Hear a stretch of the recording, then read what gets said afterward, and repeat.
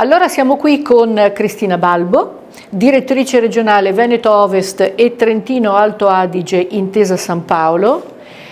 Il tema di oggi, il titolo di oggi è Prospettive, l'arte di scegliere, e quindi io vorrei chiedere alla dottoressa Balbo quali le riflessioni in merito a questo titolo e quale quindi il tema del suo intervento.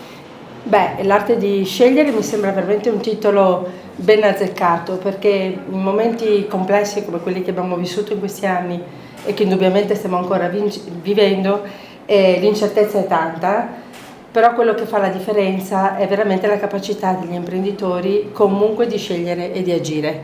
Noi l'abbiamo visto negli anni dai nostri osservatori, anche nei momenti più complicati nel corso degli anni. Le aziende che continuano a crescere, ad evolvere, a trasformarsi, a affrontare e superare bene anche i momenti di crisi sono quelle che nonostante tutto, anzi proprio quando le cose vanno peggio, sanno scegliere, sanno agire, investire, trasformarsi e cambiare. Quindi lo trovo un titolo assolutamente molto azzeccato. Investirsi, trasformarsi, cambiare.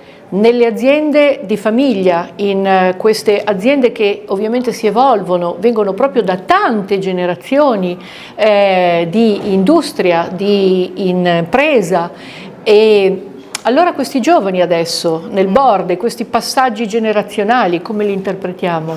Beh, io credo che se li sappiamo interpretare bene e realizzare questi passaggi con efficacia, questo possa essere veramente nuova linfa vitale per continuare a valorizzare questo patrimonio che abbiamo di queste aziende familiari nel territorio.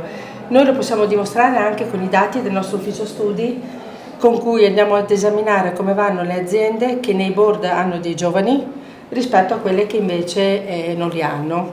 E i numeri parlano chiaro: le aziende che hanno dei giovani crescono di più, fanno più innovazione, investono di più in certificazioni, in temi qualitativi. Veramente hanno una marcia in più, sanno anche trasformare più velocemente i loro modelli di business, la struttura organizzativa, insomma sanno agire e cambiare più velocemente, quindi credo che questo sia un qualche cosa di importantissimo per, come dire, valorizzare le aziende del nostro territorio, e quindi questa, diciamo, e questa assemblea è proprio il posto dove è giusto parlare di queste cose. E certo, e allora forza ai giovani e forza alle aziende. Grazie Grazie Cristina Balbo. Buonasera.